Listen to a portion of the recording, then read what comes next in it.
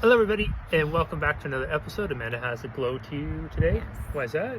I finished radiation about 20 or 30 minutes ago, and I have this radiation mask. It is super tight, and so I get this weird Radioactive glow. glow from it You look like a afterwards. comic book movie about you. Today we're going to talk about being seen, and this was inspired by some challenging moments in our medical journey with all of this. For context, we were supposed to have a follow-up visit with one of Amanda's medical providers the other day, and we had thought that was going to be with her doctor. It turned out it was not with the doctor. No big deal, except for that the person that was sent in replacement didn't seem particularly qualified to even meet with Amanda. No. Was not up to date on some of the latest treatment options, was not able to answer really any of our questions that we had about ongoing pieces of it, things that we thought we were going to be able to ask the doctor for. Then now we've been told as part of her treatment protocol that we were supposed to meet with the doctor every 2 weeks, an ongoing thing to monitor blood level work, which we were supposed to go over that yesterday. Never went over it because they didn't have the results, which Amanda has them. Yeah. They had been sent to them, they just didn't access them, which then makes us feel like they didn't look up anything, didn't plan for it, any of those types of things. And then we go to schedule our next appointment. Well, we couldn't get fit in until 3 weeks almost from now, which would be basically we would not see the doctor again until the very end of Amanda's treatment has commenced, when we're supposed to be seeing the doctor every 2 weeks. All this is to say that by the time we got home yesterday, we were frustrated. Amanda felt very understandably Pissed. Yeah. Angry. All of it. All of it. And there was a lot of tears that were shed last night. And for me, I was thinking, gosh, this is such a unnecessary emotional expenditure, in the sense of it could have all been something so simply avoided if there was some sort of system that said, hey, do we have this patient's information? Or somebody looked up and read stuff before they went into the meeting so they knew what was going on. Or they called and said, hey, you're not going to be able to meet with the doctor today, but we're going to meet with this person instead. Is that okay? Just a dozen things that could have been done that didn't Anything could have been done. Yeah. It would be better than what happened yesterday. So at the end of it, you felt very unseen yesterday.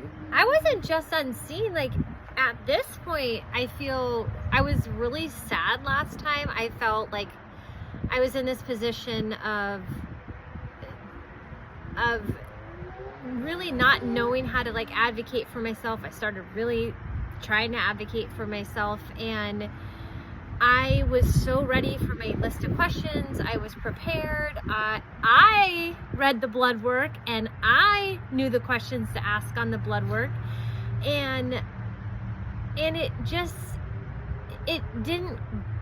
went to crap. Like, it was a waste of my time, and there was no reason to have had this appointment. And I'm 3 weeks into a 6-week treatment, and now the way it's scheduled, I am going to be seeing my blood work 1 week before treatment completes.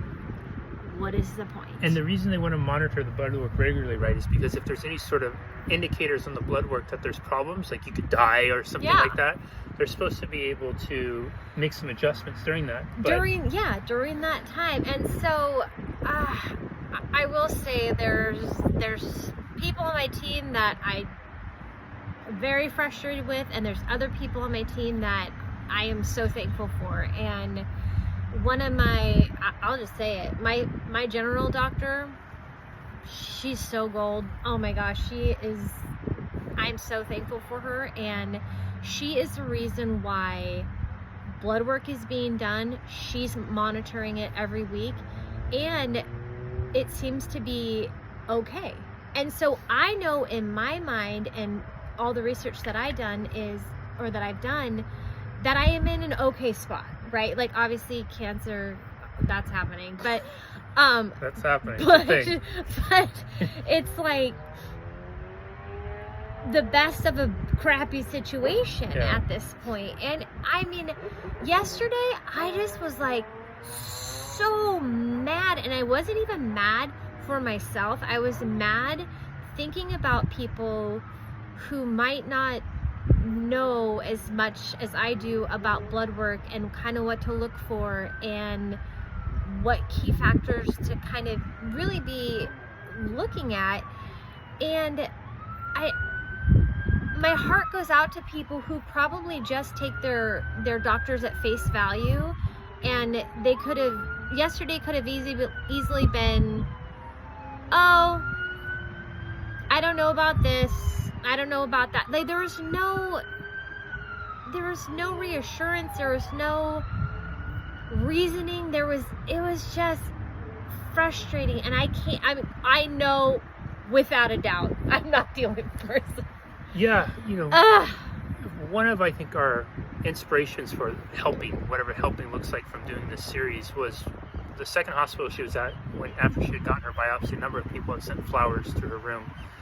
When we were getting ready to be discharged, we wanted to donate the flowers to patients because we didn't want to bring them home due to the cats.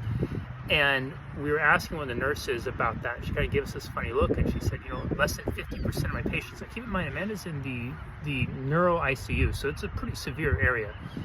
You don't want to, it's not a place you go to just hang out. So usually people are there, they're there for some serious stuff. She said less than 50% of her patients had regular visitors, or had any visitors. And we've been thinking about that so often through this, about how many people are going through this, facing a system, and maybe they don't have the ability to interpret blood work, or maybe they have more severe cognitive impairment because of where they had their tumor at, or maybe they don't have family or friends nearby, or maybe they don't speak the language as well, or maybe they don't have access to the community of support that all of us have, that we have, because so many of you are reaching out and trying to help us and helping through this.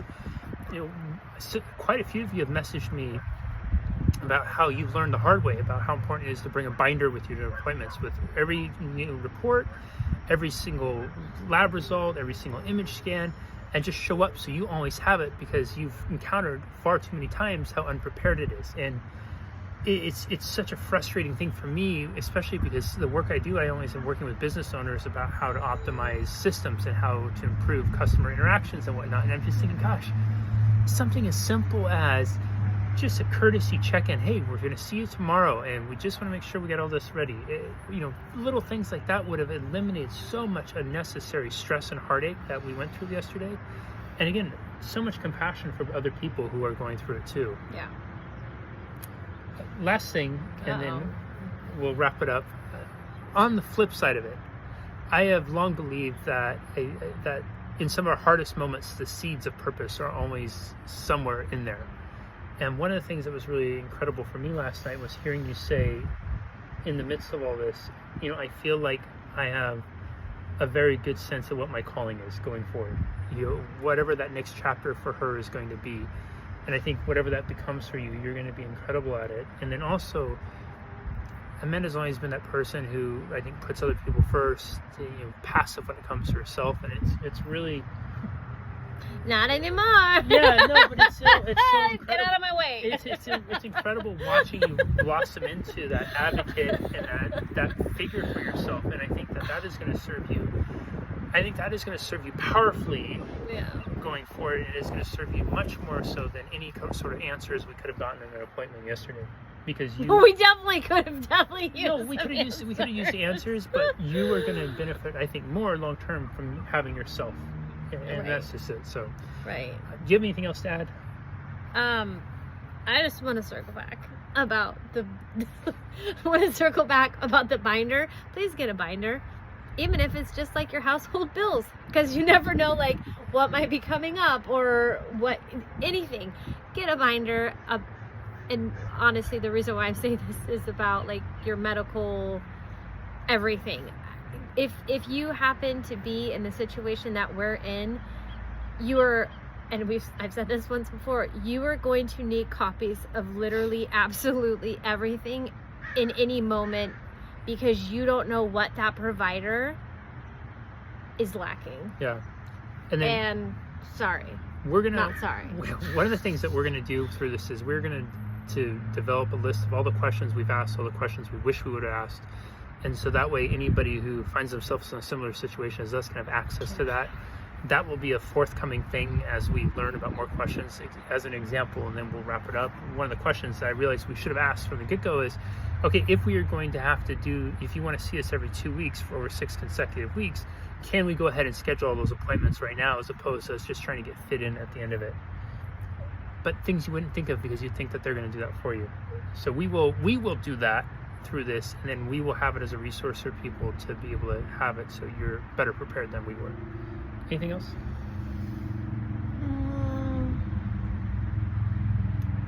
It's like once again, I think I've said this before, I didn't go to jail yesterday, and that's a good thing. Good.